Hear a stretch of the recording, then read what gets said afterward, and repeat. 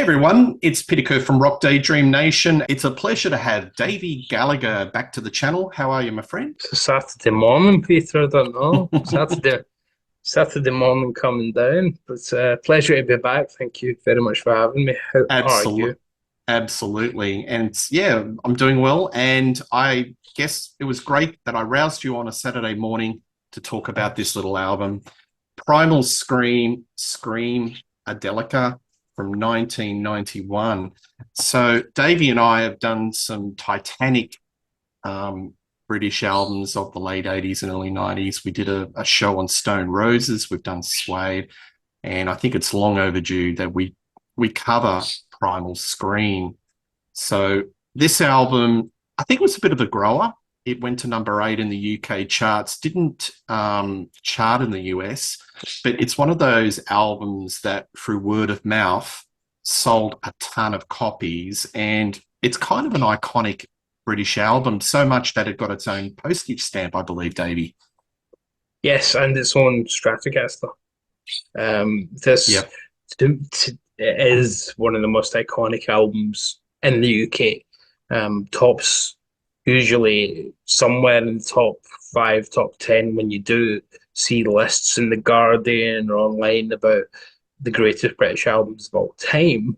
Mm. This pretty much always at least in the conversation, if not top. I wouldn't say it's top. I don't think I've ever seen it quite that high, but if Mojo or Uncut or the likes do a list of best British albums, this will be there. And if they do best albums overall, it'll pretty much still be in the same conversation. Yeah, absolutely. So, led by Bobby Gillespie, would it be fair to say Primal Scream were on the ropes in the late 80s? They were Yeah. going down a rock Yes. and roll path, and their first album or so didn't kind of do so well. And Well, around they start. 1990, it was very despondent. Yeah, and they start with. I mean, this is the third album. But they start with a Django Pop debut, which is very Birds inspired. And then the second album, self titled, is much more blues rock, much more pared down. So, two albums in, and the albums couldn't be more different. Three albums in, and completely different again. This is a band who you feel like they're still a chameleon because I think this record is still very chameleon like. That's why it's such an interesting listen. But they're a band that don't have one thing. They don't. You can't call them blues rock. You can't call them pop. You can't call them rock. You can't call. You can call them Primal Scream, which Mm, I think that's probably a more artistic way of going about things anyway. yeah, absolutely. So, yes, they cover so many different genres. I assume that you've seen them live. I have a few times. I actually Oh yeah. saw them about maybe 15 years ago when they played this from start to finish. Yes. And they're a really fantastic live act. Screamadelica, in my opinion, was the peak. And then they went through a bit more of a corporate Stonesy get your rocks off phase, which I didn't like. And I think it's arguable. And when we go deeper into the conversation, that Screamadelica, they never sort of quite reached the heights artistically. I'd be interested to hear your views as we go through the album. Yeah, maybe we'll come round to that after we talk about this album. I think we should, where they went next. I think it's quite interesting. Yeah. Absolutely. All right, so we'll talk about the album. So initially, this is a myriad of sounds. It's a collage of rock, pop, dance, dub. The influences of Primal Scream, and this is directly from Bobby Gillespie, was he loves the Beach Boys. Beach Boys was very much on their mind when they put this together. He was quoted as saying the three most important bands in the UK at that particular time were Susie and the Banshees, Buzzcocks, and Joy Division. Is that a pretty fair assessment with the template, the sonic template coming into this album? I think you can hear little bits of all three across the early Primal Scream. But I think there's a lot more going on this record in particular. And I don't think you can hear say too much Buzzcocks here, or early Buzzcocks at least. I think he's talking about really the influences of perhaps the more bass tracks. I Mm, don't mean bass as in playing the bass, BASE. Um, they may have come from that kind of sphere, but I think the production, especially the Andrew Weatherall stuff, takes this in a very different direction that you wouldn't have got from Buzzcocks, from Primal Scream, and well, sorry, from Susie, and certainly obviously wouldn't get from Joy Division because of Ian Curtis's demise. But yeah. even the project that came out of Joy Division, obviously New Order, I think that's probably a more apt comparison. Absolutely. I think maybe that's just talking about their initial influences. But yeah, I Mm. agree. The bass melodies, and there's a lot of psych, there's a lot of psychedelia in this album. So you could probably say Beach Boys. And, Mm. Susie does touch that. But Buzzcocks and Joy Division, maybe it's the attitude, and this has got a lot of swagger and attitude. So maybe we'll talk about the first track on the album. Moving on up. Now, I played this and I just had on the headphones, and I just had a smile on my face. I just think this is one of the great opening tracks. And if Yeah, this doesn't warm your heart, well, you've got a heart of stone. It's just sort of classic rock. What do you think of this song? I think it's a masterpiece. It Yes, it sounds a bit like one of the Stones more upbeat. Can't always get what you want in terms of that kind of production value. Sounds a bit Stephen Stills, Love the One You're With. It's got that kind of vibe to it, but at the same time, it's as popular as those. Certainly, again in the UK, if not more so. I'd say this is a real classic single. It's probably their most enduring song, really. Bobby's been quoted as saying this was always going to be the opening track once it had been fully produced by the legendary Jimmy Miller, and they heard it back because it started out as a piano ballad with just piano, Bobby's vocals, and I'm moving on out Yeah. now, and then just turns into something massive that the first two albums don't even hint at.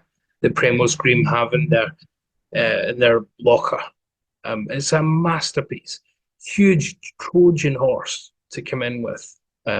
So again, a little bit Mick Taylor era Stones. You could imagine this being on one of those records with the gospel feel meeting the pop side. But it's infectious and anthemic. As you say, they played it in its entirety, this album. And when this played, when the opening played, riffs came off. Yeah. It's an absolutely showstopper, but it's a Trojan horse because you listen to this song and you go, all right, this album's going to go in a direction of classic rock. Wrong. Ooh, yeah. Very wrong. But, the heavy acoustic chords, the piano, the bongos, the Bobby Gillespie, his frail, soulful voice. I was blind, now I can see.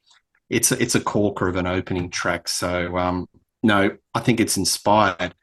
But then you go to Slip Inside the House, and then you go, okay, this is a different sort of album. This is a 13th Floor Elevator song, which they've modernized, and it was very much the production of the day. What do you think of this song? It's you say this is where things get a bit weirder. And to take a 13th floor elevator's Rocky Erickson song, you'd think, well, if you're covering that, you're obviously going to do it in that style, that kind of primal psych style that the original version had. Couldn't be further away from it, really. They almost could have taken any song and put it in a completely different style. Because if you played this for an Elevators fan and said, "What track is this?" I don't think they'd even recognize it. To be honest, Yeah. it's turning again a primal psych song into a real electronica twinged hazy trip, which is kind of genius because this is very much the 90s version of psych in its own way, true Hmm. to the spirit of, if not the sound of. Love the production from Andrew Ennis and Andrew Weatherall. There's a lot of Andrews on this album, both in the band and in the production booth. Love the production. Robert Young sings on this as well. Has to be mentioned. His voice being mixed down, I really appreciate because it matches with that kind of sitar vibe that you get throughout the track, even though it's not a proper sitar. It's been synthesized, but it sounds great. And this is where you start to realize that the album might be fitting into more of, funnily enough, Stone Roses kind of vibe, in a strange Yes. way. Fool's Gold. So not really the album of the Stone Roses that we covered, but more the singles like Fool's Gold. It fits in more with them or The Farm. That's where this kind of British music was going at the time. Yeah, absolutely. I think out of all the songs on this album, it's very much of its time, and it does date it to the 90s. With 2024 ears, there's just certain music that, like you and I came from the club scene, I assume. We've in those sort of circles, and there was a lot of music with the drum loops and keyboards and arrangements that were always the same. And when I heard this song again, I thought, 1990. It's just very familiar. But I don't know. Maybe my quibble is it's a little dated because in 2024, it does feel like it's 1991. Whereas moving on up, classic rock doesn't date. It's timeless. But something like this is a little dated because it's very much of its time. The production values and the arrangements, like that drum loop. And you can say that about albums from bands who are also trying to go that way. U2, for example, around the same time with Europa. There's tracks on there that you can hear and go, it's 1992, folks. But if you can get past that, which I can, then yeah, I mean, it's always going to sound that way because dance music and electronica has a very distinctive sound where technology moves in that genre, unlike, say, classic rock with guitar. Generally speaking, guitar rock sounds reasonably similar over the decades. Obviously, it's been played around with, but generally speaking, whereas electronica moved on so fast from the early 80s to the 2000s. Every year you can almost hear a different style, I think, in electronica and dance. And as you say, it's informing the club scene, so it's responding to what's popular in the club scene, which to be honest, I think this album is. I think this album is almost a concept record. Oh, absolutely. Yeah, like a club. The club scene. Yeah. Absolutely, or the, club. The experience of a club night, Yeah. But I guess there were certain sequences that were used so much in so many different songs. Like, I'll put it out there, like Chemical Brothers. I listened to a lot of that early Chemical Brothers block rocking beats. To me, that still sounds now. It's energetic. It doesn't sound dated because they're using loops and sequences that are completely out there and that nobody was cookie cutting. But anyway, that's just a small quibble on this album, just that particular song, because to me, when I was listening to it, I thought, oh, that's 1991. That sounds like. Next one, Don't Fight It, Feel It. And you've got the late, great Denise Johnson singing vocals. What do you think of this one? It's fascinating to me that in the first 5 tracks or so, Bobby Gillespie only sings what you can call lead vocals on 2 of them. It's very much him stepping back and saying Primal Scream needs to be the focus, not Bobby Gillespie. He's not pushing himself as frontman. It's very much, okay, I'm the leader of the project, ostensibly, because we know it's his band. But he's not pushing himself the way, I mean, the band are always compared to the Stones, the way Mick Jagger would be, for example. Mick Jagger's not going to be disappearing for 3 out of 5 tracks. So for Denise Johnson to come in, it also kind of dates it in a way because you'll know, again, the early 90s had a million kind of dancey songs where they would get in a female vocalist, soul singer usually, and put a trance dance beat on top of it. Million different hit singles from that era. So from acts who maybe didn't even have a hit album, but they had one hit single, and it would have a soul singer kind of fronting. A lot of that kind of stuff. Absolutely. And I think the band that started that off was Soul to Soul with Karen Mm. Wheeler. They were so successful. And I was just looking them up. They actually had a lot of impact in the States. They shipped with that Club Classics, their debut album, they shipped 2 mil, which is not too shabby. Oh, that's But pretty cool. Karen Wheeler, um, I think she was the prototype of the soul singer, and you've got all these dance beats under. And to me, I wrote down Karen Wheeler. It has that sort of feel. Um, I don't know what you think Or about that. Rowena joining up with Happy Mondays around the same time. Yep. The Happy Mondays would be doing their thing, and which varied from night to night depending on what they'd been on. But Rowena would be there, and she'd give it a much more soulful aesthetic, while Mm, Bez has gone around just hitting the tambourine and dancing on ecstasy.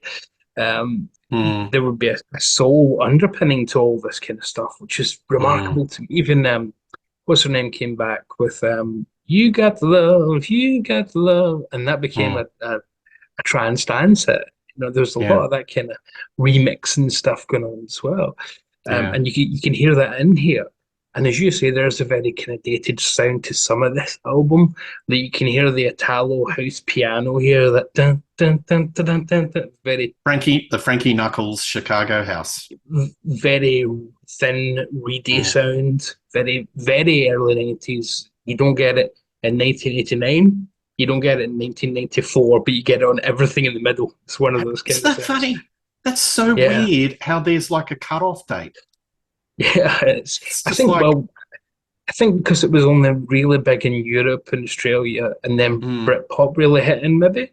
yeah, And so guitar rock came back and kind of killed it off. Maybe I yeah. don't know. I think And now the video House hit America much later, and it was a sort of lot delayed. later. It was like delayed. Yeah, I So mean, as we know, Damon Albarn didn't conquer America until he was in his 50s. So strange things can happen yeah, with music translating. yeah, And house and trance and dance, um, electronica in general has always been a much more outside the US thing. I mean, I'm sure you have mm, US viewers watching who can say, well, I liked some of it, but in general, these were hit singles and massive albums we're talking about here. So they mm, were the sound, well, literally the sound, the future sound of London. There's one of the acts who came up. So electronica, trance, dance, it just was the sound of the time. yeah, absolutely. But I like this song. I Mm-hmm. actually prefer this to Slip Inside. I think it's got groove. I love the scratches and that whistle, and it's a real ass shaker. And when I seen them live, everyone's just bopping up and down. I think Yeah. it's a really top number three track. Then we go to Higher Than the Sun. I wrote down here, it's 7 a.m., haven't slept, danced all night. Does that sum this song up to you? Yeah, because as I say, I think this album is a kind of concept record, not perhaps too intentionally, but it just works this way. It's sequenced this way of a night out and the different experiences that happen. Euphoria, the come down, which we'll come to, Mm, the strung out next day feeling, that kind of vibe that I'm sure other people get that we've never experienced. Um, but Higher Than the Sun is produced by the Orb, which what? It's a very different style again for Primal Scream. Puts them right at the peak of future culture, dance culture. To have the Orb come in and mm, produce on this, and it's really spaced out. It's delightful. Bobby's vocal. Bobby's got such an interesting voice. I think it can approximate a kind of Mick Jagger thing, but he's got a slightly thinner voice, yeah, and it lends itself to being a bit more vulnerable and fragile, seductive. Yeah, it's like Mick fragility. Jagger, the Mick Jagger accessible version, where it doesn't seem like he's too. I mean, I see him out and about in Byers Road all the time. He literally just lives up the road, so he is approachable in that regard, I guess. But it makes him more human in his vocals than Mick Jagger, who sings like he is a superstar. So Bobby Gillespie's vocal is very seductive and very vulnerable. And then that dub beat that's over the top of it, which again comes from the orb, brilliant. I love the sampling, which we haven't mentioned yet. The sampling that's going on here, it's using a little bit of the Vangelis score from Blade Runner on this track. Stunning stuff. Yep. Again, sampling is a big thing that we should maybe reference as well Oh, on this era. absolutely. Absolutely. But I think it's just sonic delirium. It just comes Yeah, in like a fog. yeah, Bobby yeah. Gillespie said, this song, quote unquote, best record since Anarchy in the UK. It makes everyone else look ancient. So a lot of bit of talking himself up a bit, but Yeah, which doesn't really support the is very vulnerable and approachable theme, does it? But to be honest, he's not wrong. He's not wrong in terms of the actual impact that this had on a generation, really, hmm, and a couple of generations. I'd say if you were born from early 70s through mid 80s, you've approached this at some point. It's been presented to you. So I don't think he's far wrong in considering this seminal, even if comparing it to Anarchy in the UK, this particular song, Higher in the Sun, not sure about that, but I don't think he's wrong in terms of the general aesthetic of what they were doing at this time being as revolutionary, not as the hmm, Sex Pistols, that's nonsense, but certainly in its own quiet way. I think this album informs a lot of student culture, uh, people going out at night, clubbing culture, just chill culture, Sunday hmm. morning coming down culture. It's all in here. Yeah, yeah. Look, I think it's a fabric of British popular music, Mm, this particular album. And I've read so many social media comments just on YouTube where people have met, got married to, played mm-hmm, these songs at funerals. It seems to be, especially in the UK, that this album really touched a nerve and is mm-hmm. being integrated into the fabric of their, just social lives. Going to the pub, putting it on the jukebox. I've read Yeah. stories about people suddenly going into sing-alongs on Mm-hmm. these songs.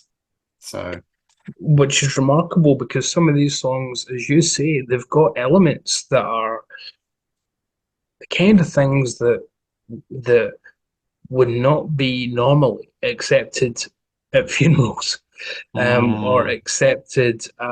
If someone put it in the jukebox, you go, "Oh God!" But the album, as you say, just infiltrated the texture and the fabric of music so much that people mm, look past it. So if you sing some of these songs at karaoke, people will kind of look past that they're kind of weird and out there because they're just so familiar with it. It's a bit like the Beatles. Some of their songs are so weird, but we know them so well that they don't mm, sound weird anymore. They just sound like yeah, the Beatles. absolutely. Inner Flight. This is kind of got a nursery rhyme. It's a bit more childlike in the melody. What do you think of this song? Well, I'm glad you mentioned Childlike because my big comparison is if Brian Wilson was born 25 years later, 30 years later, it might come up with something like this. Very childlike composer, Brian Wilson, genius composer, but who always maintained a childlike quality. And I think the intro, especially, is very Beach Boys. Oh, As we know, yes. as you said, Beach Euphoric. Boys kind of inspire, if not this album, then certainly they're an influence in the band. But this one in particular, the vocals again, Bobby's not really doing lead vocals on this. He's doing more just um, almost backing harmonies as lead vocals, just doing little bits here and there where he's just making noise. But it's a kind of more choral noise. It's not shouting or anything. It's much more like something we'd get on Our Prayer by the Beach Boys from Smile. It's got that kind of strange late 60s Beach Boys vibe, Smile onwards, that kind of feel. From Smiley Smile or Wild Honey, it's where Brian Wilson would be there. But then it's taken much more modern. But clearly, there's an experimentation here from Primal Scream, quite similar to what Brian Wilson and Van Dyke Parks were doing 25-ish years earlier. Doing my maths in my head there on a Saturday morning, which resonates a quarter century later, where Primal Scream are doing the same thing, kind of, who are we, what can we be, which is a much more important thing to ask, and coming up with this strange track, which is brilliant and beautiful and heavenly, delightful, euphoric, really euphoric, and it samples Dr. John, but more notably Brian Eno. There's a bit of Brian Eno in there. The Great Pretender. Yeah. Yeah. If we went through everything, it'd be, but again, it's just such a euphoric track as well. It just goes along with the theme. I think that this album is it's a concept record, the epitome of the experience of euphoria of a night out, and as we'll come to on what would be side B, if you like, side two, we'll come to a different kind of feel. But at the moment, we're in the euphoric stages of this night out with this album. Yeah, and bands like the Avalanches, which base their whole career on samples, they would, sort of be indexing this album of how it's done, because like their whole album, their soundscape has just been collages of samples, but this is a mix, and it just works so well. Yeah, brilliant comparison, but to the Avalanches, that's perfect. Yeah, that first album, but the rest of it. That boy needs therapy. Love the album so much. I really think, Davey, that 10 years is too long. And I know there's stories that they took. So look, we're going a little diversion, but I know that there's stories that took a long time to do clearances. But 10 years in popular music is way too long. Yeah, your target audience who loved that first record, which I did, it came out when I was about 18. I can't remember the name. It's got a funny name, like Nice to See You, or Happy Birthday, We're the Avalanche. It's got a funny kind of name. I can't remember off the top of my head. But those guys taking 10 years, your audience now are working age and potentially starting families, and they might not be able to go to concerts, and they're certainly not listening to the same kind of music. They probably get a headache all day from the way the world grinds you down sometimes. 10 years was too long. Absolutely. And, get an album and you get a sample of Graham Bonnet's Warm Ride and some Bee Gees. I was flabbergasted at how poor that second album was. I don't know if you liked it, but it was just 10 years for that. Yeah. Seriously. It was the Stone Roses of sample tracks, wasn't it? Where the second album was so awaited, and then we just kind of stopped waiting. And then eventually, what's the Guns N' Roses one? Chinese Democracy. There are some albums that kind of like Screamadelica with Anime and Bohemi. That was a masterpiece where he changed genres and was rap, and that was like 15 years. That kind of, he pulled that off because he reinvented himself. But something like the Avalanches, where they just do it was sort of like a part two, but a much inferior. We might edit this out and do a little short. Talking about bands that have taken too long, because 10 years is just too damn long, Or edit it out and that's a separate show, isn't it? Yeah, just a 4-minute clip. Bands that take too long, but anyway. Yeah. Come together. Which you'd think could be a Beatles song, but no, it's a bit cheeky still in the title that's so famous, isn't it? Yeah. But again, this is a track where talking about it's quite difficult, because this version and the actual hit single version that went out, very different indeed. The hit single version has got a lot more Bobby Gillespie vocals, if I can spit that out. It's more standard. It's I don't want to say sanitized because I think the single version is still a really good pop song, but the album version is an epic. It's the centerpiece of the album in a lot of ways, pretty 10 much minute, literally. 10 Yeah, minutes, 10 minutes, 10 21 minute long. seconds. It's their marquee moon of this record Yep. to compare it to television. But we won't go on another tangent. We've already done a few. It's got a lot of soul, but it's also got a lot of EDM in it as well. Electronic dance music.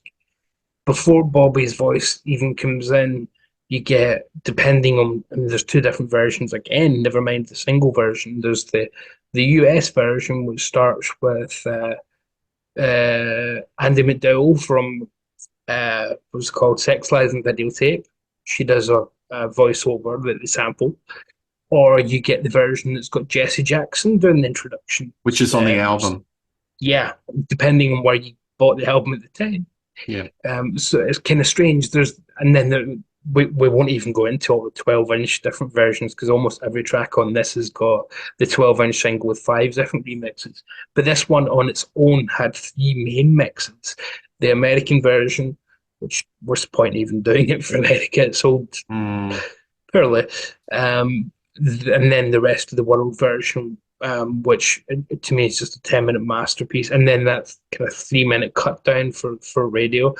And they're all brilliant. I mean, this version gives you you're listening, and about 3 minutes in, it's again because we're comparing this to Night Out. This is the I'm in the middle of the dance floor and I can't stop. The music will not let me stop. I'm there on it, probably on something, and I'm there and I can't escape it. So if you're listening to it and you're not in the mood for something long, I think you'll find this very repetitive towards the second half of the song. Because it stretches things out. It does. But again, when you're on something, that's the kind of thing that you want. When you're on the dance floor, it feels like it's lifting you. You don't want the moment to end. You don't want anything to stop. So I think it kind of feeds into the theme of the record of a night out, really. The endorphins. But I think it is a weakness on this album because, the average punter that buys the album and listening and is cold stone sober, not on anything, it does stretch it out. I think it could be trimmed. And it does slow the momentum, but it's masterly put together. It builds up and there's a different layer. It's like doing a painting and just adding a different layer, a different coat of paint, and it just has this build up. And I think it's a really wonderful segue. I think the sequencing on this album is really, really top notch. And I think it perfectly segues into Loaded. Yeah, because I think Loaded is the perfect song to follow this up. Yeah, and I mean, we've even had a little sample of Suspicious Minds, Reggie Young's famous guitar on Suspicious Minds, which try getting the clearances for that these days. From Elvis Presley Enterprises, but the track, as you say, it feeds into Loaded almost like a suite. And we're going to come to a track later in the album which calls itself a symphony, but this almost feels like a suite. And this to me is the night out suite where things, you're right. If you're stone cold sober and you're listening, maybe you bought this album to hear what all the hype is about. This is the part of the album where you're going to be like, this is a bit, come on. It is a bit of a stretch. And I think even with 2024 ears, I love this album, but I still think it could be trimmed, that song. It stretches it out a little bit, but I understand the rationale. Yeah, but we'd need to be back in our youths and on something to really review it, I think. But absolutely. Then Loaded, as you say, is such a different beast. Absolutely, and it got so much radio airplay in the day, even in Australia. This was the song that got a lot of airplay on alternative radio. I think it even might have made mainstream radio. Was that the same over in the UK? This was the song. This was one of the singles from the album. It's not as popular as Moving On Up, but you do still Mm, hear it on radio. You still hear it on radio too. mm, So it's again, it's part of the theme. I mean, it's literally called Loaded, so I don't think you need to work too hard to figure out yeah. where this fits in the Night Out theme. Yeah, it does. Um, And I think radio loved it because it's got that sympathy with the devil type of feel. The Stones, you've got that slide guitar, the bongos, the piano, yeah, like Nicky Hopkins banging away. It's not Nicky, but yeah. it's got that, you can imagine, and the spoken word collages out of the Peter Fonda Oh, 1966 movie, The Wild Angels. yeah. It's We want got to be the free. We want to be we want to be loaded. free to do what we want to do. We want to Yeah, be free to get loaded. We're gonna have a good uh, time. All yeah. that, which is great. That, and again, it puts it very much in this period where there's a lot of that kind of thing going on, sampling. Um, and for me, this is one of the best marriages of 60s music and where the band were at the time. The it's almost unfair to say 90s because we're practically still late 80s, but essentially early 90s. So it's the best marriage of 60s and 90s. And it is the kind of centerpiece of the album. And yeah, there's more samples on it. Eddie Brickell's What I Am, and I Don't Want to Lose Your Love, by The Mm, Emotions. As you said, it's very Stonesy, but it's also got Stax records all over it, I think. yes. Um, Eddie Floyd in particular, tracks like Big Bird, stuff like that. I think you can hear that quite prominently with the big fat horn sound. Stax always had a big fat horn section. Yep. Motown would have quite a thin one to give a more tender emotion. Stax would blade it, absolutely smash it, and that's what You're this brings here. spot on. Yeah, you're spot on. All right. And then, as this is perfectly sequenced, you go to Damage, to me, Yeah, which is the heart of the album. This is the sensitive, emotional, very raw song. And, like the Stones in the late 60s and the early 70s, they always had a country, alternative country type song. And a lot of critics used to think, oh, it's sort of pseudo country and a little bit, it's not sort of, it's like a little bit sneery and not authentic. But I think that everything in this song is authentic, it's mm, heartfelt, and it's raw. What do you think of this song? I love it. I mean, I can again, we're going into this with a notion that this is describing the night out in Euphoria. We're now into a couple of tracks that are very much the come down, the Mm, morning after, the night before kind of thing. I mean, literally called Damaged. So again, the tracks titles are betraying. Even if you didn't know what the song was about, I think you could guess looking at the titles. I think roughly the feel of them, and it's a needed come down after two big epics that we've had before it. So it gives it that lovely acoustic style with piano, as you say. It does have that jamming with Edwards style, yep. which it's got that kind of feel with it. Bobby does have his more Mick Jagger like inclinations going on here. Tracks like I Got the Blues or um, uh, Sweet Virginia from Exile, I think you can Mm, definitely hear. It's very tender, but it's very ragged at the same time. And again, Bobby brings a vulnerability to it, where his voice isn't perfect. His voice is a little bit more placid and a little bit more accessible, a little bit more human, if you like. expressive, Um, expressive. yeah, and an open wound. You Yeah. really feel the damage here. I mean, it's called that, but you feel it. You feel his voice can give that connotation of being damaged. And there's some lovely guitar interplay between Robert and Andrew. I mean, they're a band with two guitar players at this point, but they never do the Judas Priest, Thin Lizzy two No, guitar approach. They never do no. that kind of thing. It's They're much more always in subtle. service of this. Yeah, it's in Much more. service of the song, in Yep, service of the song. absolutely. Much more subtle.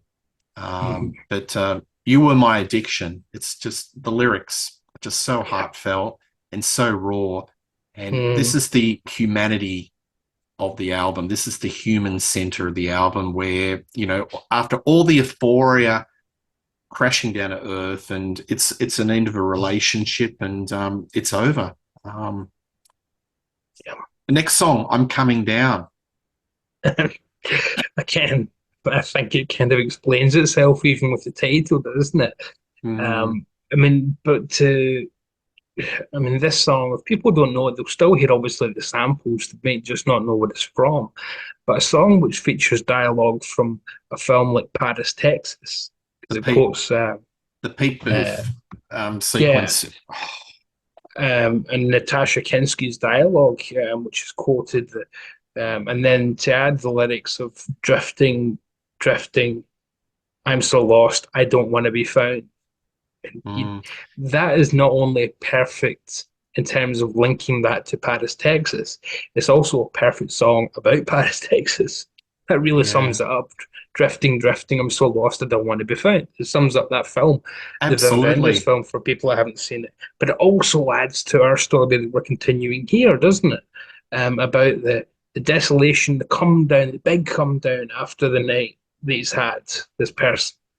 And here he is, he's lost and desolate. And it's a really, really dark song, which has an odd prettiness to it, the same way that something like Heroin by the Velvet Underground does, where it shouldn't have any beauty to it, it should just be depressing and dark. Ugly But there's beauty. stuff, Ugly yeah, beauty, I yeah, call it. It's ugly, but yeah, it's beautiful at the same time. And yeah. you've got this really scattery sax line. It's kind of avant-garde. It's sort of Mm, Coltrane and it's all freeform. And it's like this guy's head is just scrambled. Where am I? What am I doing? Sort of thing. 100%. It's his psyche, isn't it? All over the place. Yeah. And Is that James Hunt that did the sax? I've tried to do some research. Who does the sax on this album? You're you the know, the go-to guy on this. If you don't know I it, just send me a I message and I'll don't put it up on the screen. But whoever does honestly, the I don't. sax on this song is just brilliant. But this is one of the tracks that's produced by Jimmy Miller. Yep. And Jimmy's tracks are very different from the Andrew Weatherall tracks. I mean, Mm, the rule of thumb here, if it sounds more um, downbeat, probably Jimmy Miller. If it sounds like it's got a bigger production, it's probably Andrew Weatherall, yeah. the late great Andrew Weatherall. But yeah, I mean, it's just such a it's almost like they made two projects, I think. And I watched this classic albums documentary on the album, Mm, and they don't go into it really. Bob, but the fact that they've got two producers here, you think there'd be a story there. We started, we've all heard this kind of thing. Well, we started working with so and so, but then we realized that it wasn't mm. working, so we brought in blah blah blah. You two have done that a million times. So we started working with someone else and then went back to the same old and gave Daniel Yeah. Lanois a call, that kind of thing. Yeah. But here, there's the Jimmy Miller stuff and the Andrew Weatherall But stuff. it works But there, well. It but yeah, doesn't. there's no clash. It There's feels there, like it's not disjointed. It yeah, flows. You know it, there's subtle differences, and you can yeah, work out. You can do train spotting and work out. Okay, that mm-hmm, belongs to him, but it flows. And mm-hmm, that's a good segue into the next song. Like Higher Than the Sun, you've got Andy Weverell as the producer, mm-hmm, and it's got that a typical sound. You've got Yah Wobble on bass, yeah. and it's called in a A symphony in dub two symphony parts. in two parts. Yeah. And it is. It's a Um, masterclass of collage of sounds. Yeah, and it's one of those. What's the famous Frank Zappa quote about talking about music is like swimming about architecture, so, something like that. Yeah. This kind of has that feel, and so does the documentary in a strange way. Bobby Gillespie says it's an album that's difficult to talk about. I don't know why you wanted to make a documentary on it. He says on the documentary, um, because it's an album that you have to kind of experience. I think it's Mm, difficult. It's difficult to sum up quite how it feels because I yeah. think there's fewer reference points for a lot of people that we might know in our circles, for example. But this track in particular, I think, is the most out there for people who don't like that kind of thing. know. But it's Yeah. telling you on the cover, really, it's a dub symphony in 2 tracks. It's telling Mm. you there exactly what it is, does what it Yeah. says in the tin. Halfway through, it fades out and then comes back in with a different, well, I guess it would be a different movement, wouldn't it, if it's a symphony? Yeah. Yeah. Different. It, but they decided not to make it 2 individual tracks, and that's interesting. Mm. Yeah. So they did. Is there theremin on this on this track? I was listening and I could hear this. It's Is it definitely. kind of? I don't think it. I don't think it's actually theremin, but it's an approximation. Yeah. Um, I like it, it. I like it. It adds it, that sort of texture to it. we're at that period again with electronic music where it's not what it would be. Obviously, a few years later, nothing is. Technology changes, but it's it's late enough that they're now at the point where they can approximate different sounds. So a lot of Mm. that, cause we all know how bad, say, drum machines started out in some places when bands didn't know how to use them right. There's some horrific examples of electronica gone wrong in the early days. But by this stage, it's come along enough that you can start to approximate certain instrumentation without needing to get in the theremin player. Yeah. Um, which obviously they want to do that kind of thing because they're going for a spaced out Beach Boys kind of feel, dub Beach Boys in Mm. places, Brian which Wilson again, comes back. That's that so was one of yeah, the templates all the way through. and you'd never Um, listen to some of it and think Brian Wilson, but you'd listen to other parts and think Brian Wilson. yeah. It's remarkable. In But then you'd listen, totality, in totality, yeah, when you listen to the album, you go yes. But if you listen yeah, to isolated tracks, as you said, probably mm-hmm. not so. And then it finishes with this psych lullaby, Shine Like Stars. Mm-hmm. I love this closer. It's just a nice little, I'm sure it's accordion. It's got a little bit of a waltz to it. And I think it's a really fine closing song to this album. Well, there's a lot of pump organ on it as well. Hmm. I Um, said accordion, but maybe it's organ, but it had that accordion yeah, sort of sound. specifically pump organ because Pump it's got organ. Yeah. same sound as Neil Young's MTV Unplugged pump organ version of Yeah. Mr. Yeah. Soul or Bruce Springsteen's version of Dream Baby Dream. It's got that same kind of Mm, hazy, uh, spun out vibe towards the mm. end. It gives it a dark lullaby feel, as you say, and the act that it reminds me of most, and it's not this album came out later. It sounds like Radiohead must have listened to this because it's and I'm sure they did because it was a massive album and they were coming up at roughly this time. It's a very proto version of something like No Surprises from OK Computer, Yes. which is another kind of lullaby with kind of simple melody, but with a kind of hazed, drugged out quality to it at the same time. Exit music. Yes, it's really got that. Radiohead, again, I think are a band who you can't say albums are one thing or the other. They tend to jump all over the place throughout the album. And I think this is the one place where I go, yeah, I bet you that Tom York in particular loved this track and thought we should do something like that when it came to OK Computer or Exit Music. Or, a little bit of Street Spirit, but yeah, I think it's very proto Radiohead. But what it is also a magnificent closer to the record. Because a bit like Paris, Texas, actually, funnily enough, which must have been on their minds to sample it, it leaves you with an open end where you can think, if you're taking this as a concept, it's quite dark or it's a lovely way to close, depending on how you've listened to it that time. It lets you kind of decide for yourself, choose your own adventure style. Be your own adventure. Exactly. Which way on the desert road? I just think it's kind of a lovely. I take a more positive spin at the end. That Mm. it's a little bit of sunshine. It's there's melancholy, but in melancholy and sadness, there's sometimes positivity. Maybe And defiance. mm, That things have gone wrong, but hey, mm, tomorrow's another day. maybe something like that.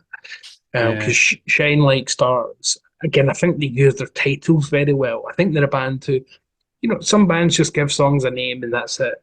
But I Mm, think Primal Scream give their tracks titles, especially this era, give their tracks titles that mean something and that sum yeah. up the song in particular.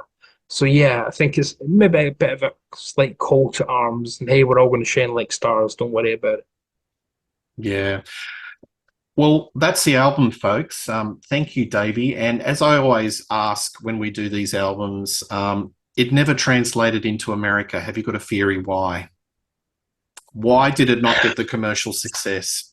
It's not rock enough to compete with where American music was going, and the dance elements probably held it back too. But then when they made the follow-up record, "Give Out But Don't Give Up," I mean, I think they're going for the American audience with that. Look at that cover, That sold more in which Australia, Davey. yeah, That actually got a lot of radio airplay with Get Your Rocks Off and yeah, which to me, I think this is a disappointing follow-up because I think this is them saying we do something a bit more Stonesy. In fact, a lot more Stonesy. Let's be honest. I'll be a little more blunt. We give up and we've got to Well, we've yeah, got to go down a safe route. I'm sorry, but maybe I'm being a little bit harsh, but it's sort of like we give up. I don't know. I mean, "Give Out But Don't Give Up" is literally the name of the album. And again, I'm convinced they use titles very well. So I Mm, wonder if that's them giving themselves a message. But "Get Your Rocks Off" is also one of their most famous songs.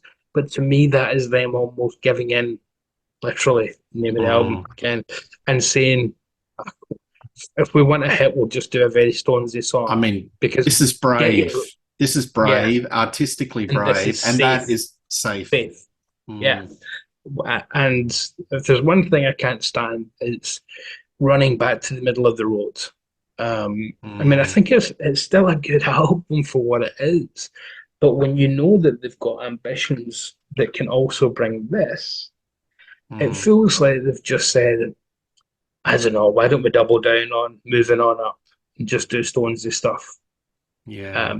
Stick an American icon in the front, and obviously that flag has different connotations in 2024.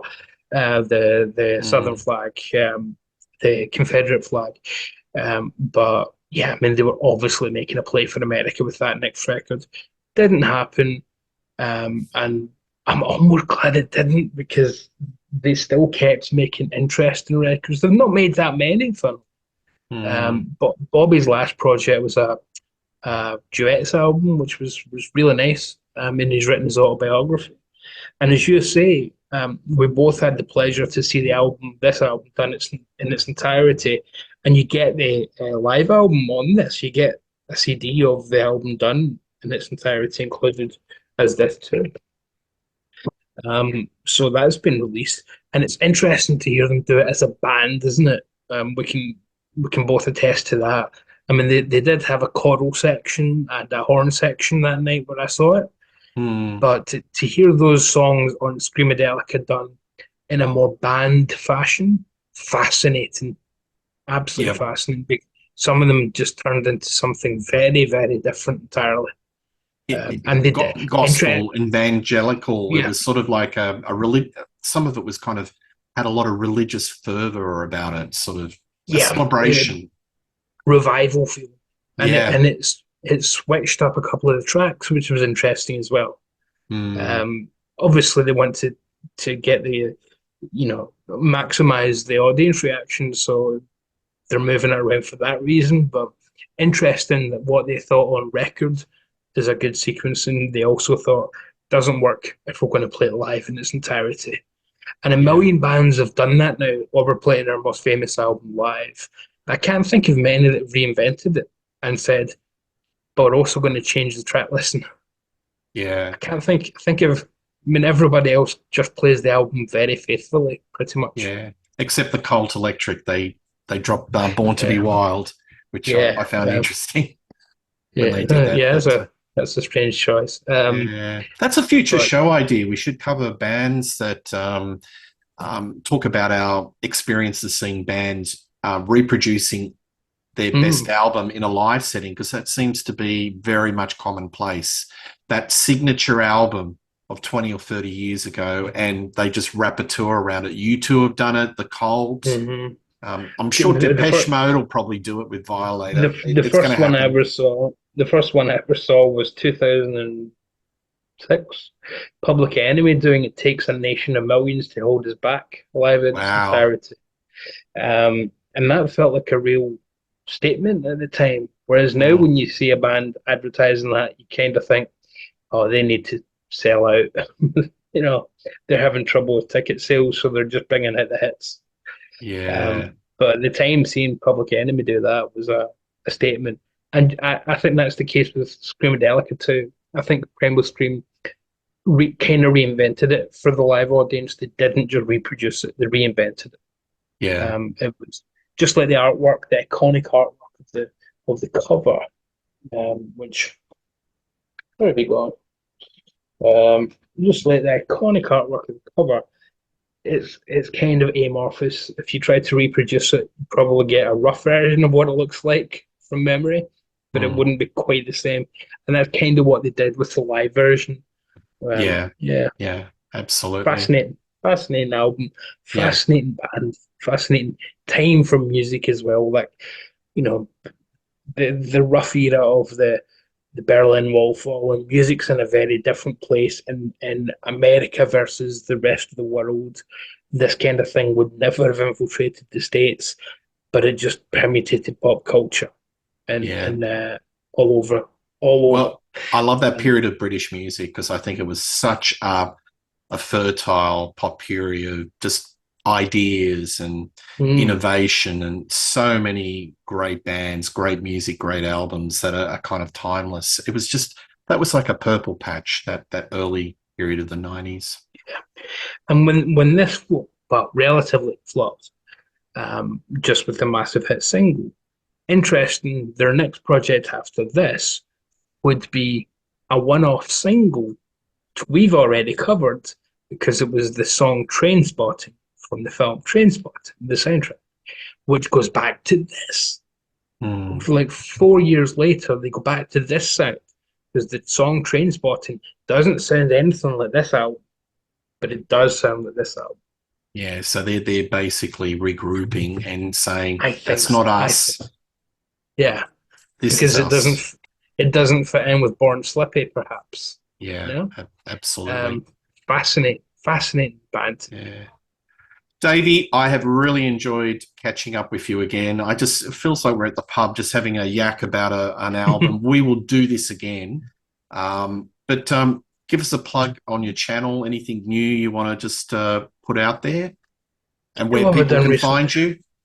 Yeah, so just Davy's Flicks. But what have I got recently? Neil Young, his album. There's always a new Neil Young album. Always. Doesn't matter when you ask this question. There'll always be a new Neil Young album. Yeah. So the new Neil Young album, which is fascinating in a totally different way to this record. It's a reinvention of Ragged Glory, his great Mm, grunge album.